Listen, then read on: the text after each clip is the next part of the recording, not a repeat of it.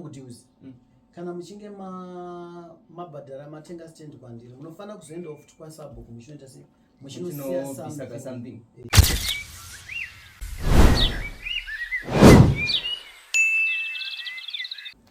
Makadi muri yeZimbabwe panapa tauya neimwe nyaya again iri kupisa muma streets, nyaya dzemascams, vanhu vari kuvharwa kunze uko kana mwari ndiri kunyebera.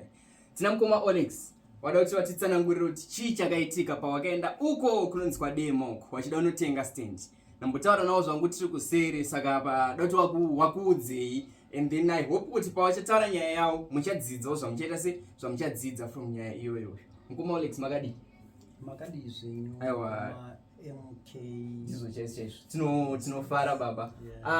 Pana ndichitaura nemi kuseri mamuchitaura kuti imimi makaenda kudema ndizvo muchida kuti mutenge stand handiti maida kuno exchange nemota here handiti.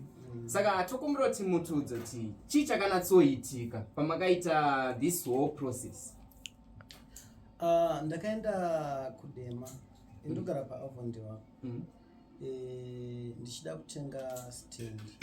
Kune ari kunzi masubdues kudema.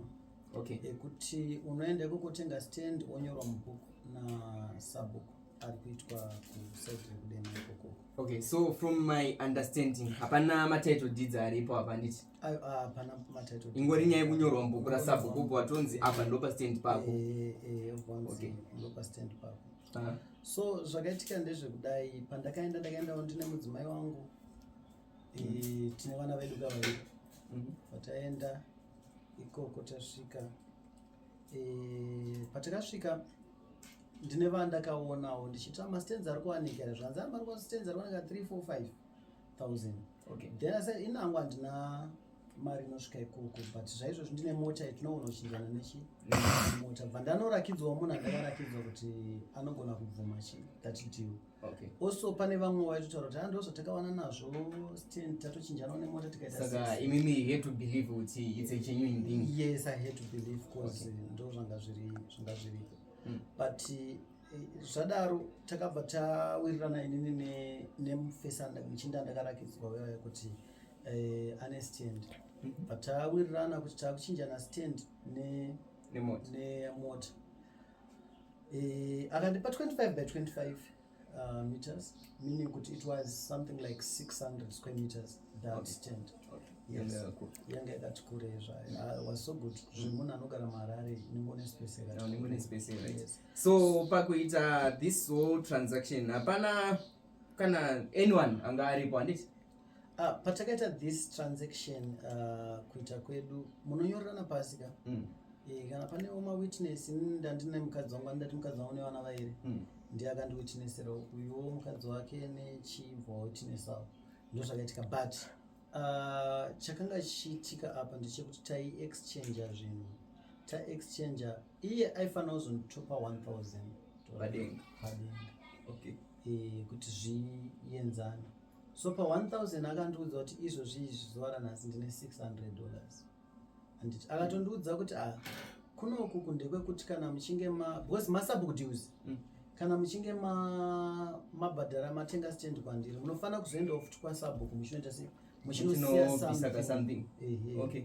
So panyaya yaitaura kuti unosiya something since ndandapuwa $600 ndakabva ndangotora $300 pandanonotambidza chi subbook mazvona. Okay. Pandasara nechi $300 pandatonoita sei pandanotenga fence yekufenza panhu pamwe pandandaita sei tenga paipai. Okay. So after mapedza kufenza inini pandoda kuti ndinzwisise ndepekuti deal uku rarapera handiti ka mato exchange zvinhu mari matopiwa akasara nechikwereti patakaitirana kuti pakandipa $600 anga ari supposed kundipa 1,000 anditi akachema handinokupa iri 900 Okay. izvozvi ndine $600 meaning kuti andipa 600 pasara nechikwereti changu $300. Okay. Pamaita dhiri renyu ndopamatonyorerana pasi pamatochinja nestand. Right, so nyaya yakazotangira pakuti chi after mapiwa imimi stand yangu ndakutoti pamba stand yangu ndeti ndakatodya kuti chibage but hatunazokura zvacho pandatoti inini no regai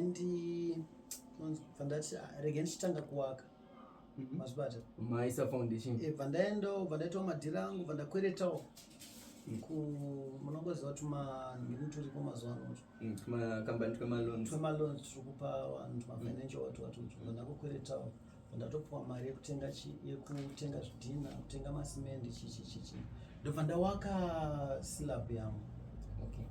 Hani pandakaisa fenzi pandatoaka slab pano pandandiri kumonita pandatocheresa kabhoro nemari yandandakwereta iya ndichiti ndikuibhadhara ndichiri kutoibhadhara futi zvangu nanhasi chinhu chandanga ndaga. So uya aine mota afambisa mota ndiri paslab level vauya mota yakanditengesera yakaita sei yakafa. Ndikati ndakakutengesera mota here kana kuti takaita sei takachinjana. Nditi chichi handichatode, ndipe nengerine yangu, ndipe stand yangu, ndikupe mota yako. Aiwa zvazviite ofichiye pamba pake kuwaka kwaakaita pangori ne3 rooms neimwe imba yeuswa hake haana zvaakawaka zvakaita zvakanyanyisa. Inini yangu ndandaisa slab ine 8 rooms. Ndobva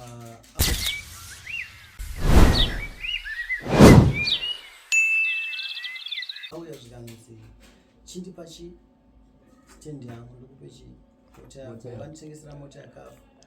Ndakazotoudzwa nana makanika kuti mota iyi inodya peturu, inoita sese, but takanyorana pasi tikaita sese muzvona. Takatora nguva tichinetsana. So mukomana inini ndakabva ndati izvi zvautaura izvi, let's go to court, let's go kumapurisa tinoexplainerana, because anga kuti bva kunditi $300 yako iyi chikwereti chechi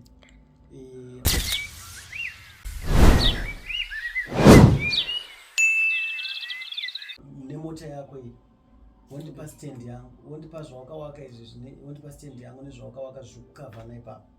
Tikati iko kamari yandakaisa apa yakawanda kudarika chii, ndobva tatanga onetsana. Tikati let's go kukotora, tinoita sei kumapurisa. Tada kuenda kumapurisa, unongozivawo hazvisi zvizhinji azvo ndikazobuda semabudirazvo.